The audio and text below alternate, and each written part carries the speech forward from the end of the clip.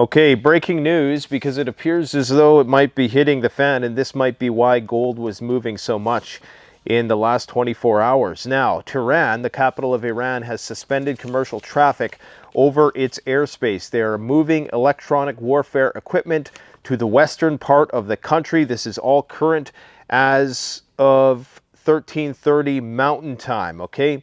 Diplomatic missions across Iran and Israel have either suspended their activities or the embassies have been evacuated. There was a cyber attack against the Israeli power grid. Some reports indicate that Iranian-backed hackers known as the Cyber Avengers have successfully launched a cyber attack on Israel's electrical grid.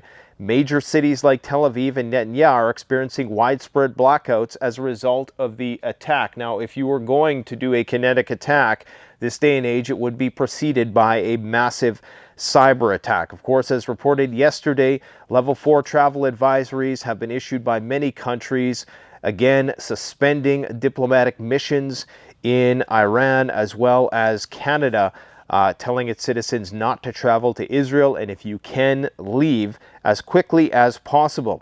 The last 24 hours, there was an Israeli-owned cargo vessel that was seized by Iran.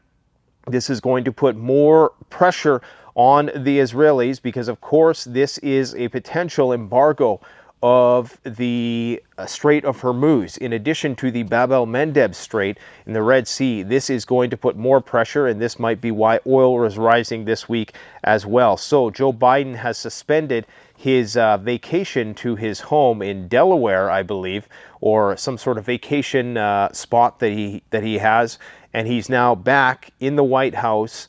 And Netanyahu is also calling an emergency meeting. Netanyahu, in fact, was camped out this weekend at his friend's private nuclear-proof bunker that has a nuclear-proof bunker on the property for which he was staying.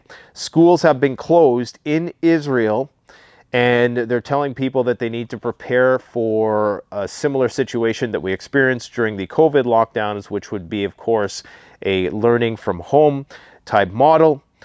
Israel's Homefront Command has decided to stop all educational activities across the country. They are now restricting gatherings to under 1,000 people, so not to entice an attack in concentrated regions. We also have the U.S. Central Commander, which is still there, I do believe. He went there on Thursday, and he did plan on staying an extra night, so I assume that he's involved in these high-level conversations that are going to be happening tonight. Israel has begun GPS jamming throughout the region. The U.S. has condemned Iran's seizure of the cargo ship. However, they have not committed to any sort of retaliatory response just yet, but they do say that we strongly condemn Iran's seizure of the British ship Misc Aries in the international waters. Apparently, it's Israeli-owned.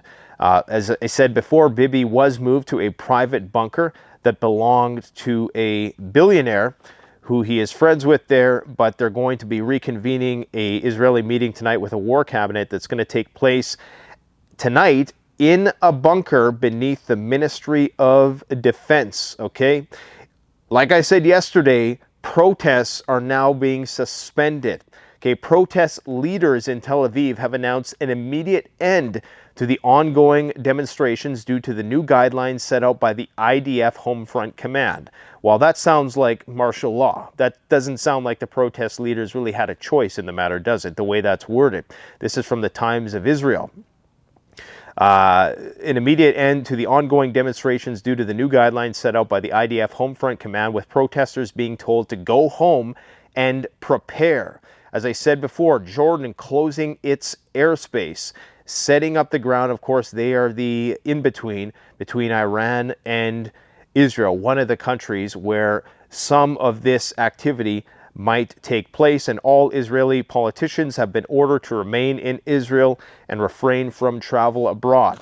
This is going to be a super quick video. I just wanted to give you guys an update on the situation that's going on. I don't usually make short and sweet videos like this, but I wanted to give people that breaking news because it looks as though we may well be seeing the beginnings of the Iranian-Israeli war. And come Monday, we might be living in a totally different world. I will keep you posted. I assure you this is not going to be the last video I make on this topic today. Talk soon.